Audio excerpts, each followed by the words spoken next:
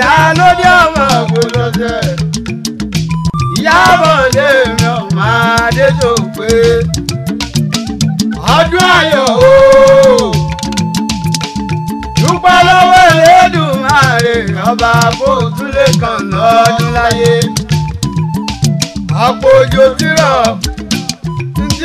sílẹ̀ tí fi mú ọmọ ìdọ̀bí èjì ọjà.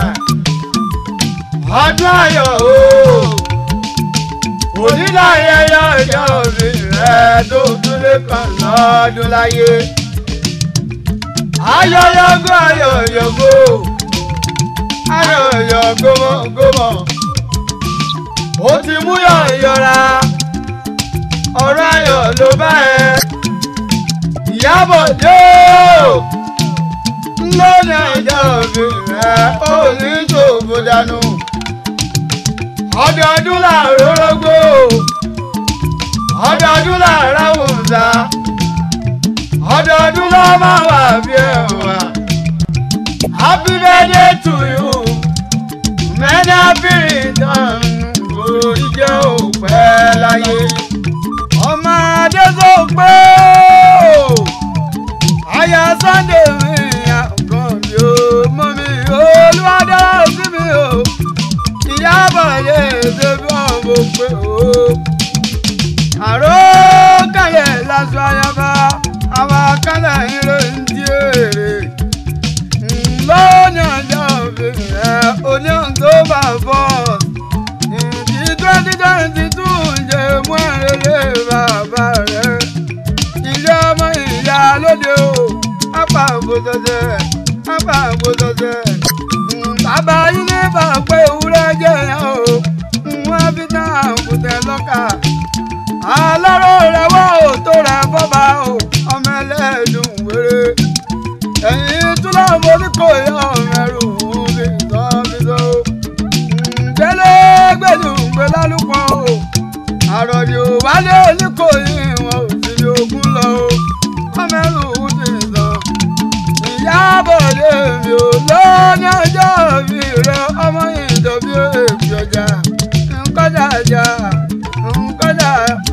nkọ́jà ní àròrí o. Ibẹ̀ ní sèlè ẹ̀gbọ́n mi bá mi sàmẹ́lì ọ̀gẹ́. Olórí àgọ́ni nǹkan rántí o máa tó rántí.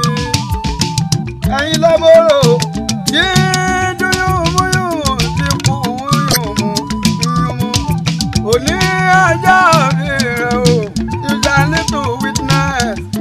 Man of it lágbára Olódùmarè ọba tó dá wa sáyé. Ọdún ayọ̀ mi o, àánú lórí gbà máa dúpẹ́ o. Mọ́mí Olúwa dára sí mi o. Ọlọ́run bẹ̀ lẹ́yìn rẹ̀ mi ká òní mi ẹ̀ nínú ayé. Àwọn ènìyàn gidi lọ bá tó mọ́ bẹ́yọ̀ ṣẹ̀ṣẹ̀. Orí wúrà ńlá pẹ̀lú Michael o. Láti Manchester ní London o. Pẹ̀lú Yúgá Sálámì ní Morocco. Faith and blessing láti Spain o. Táìlò dùn bí èjì rẹ̀ ọ̀gbìn. Ará ìgbókùn wọn mẹ́dùn pẹ́lẹ́mbẹ́ orí igi ọgọ́ni bàbí èjì láwà ló tọ̀ mí o.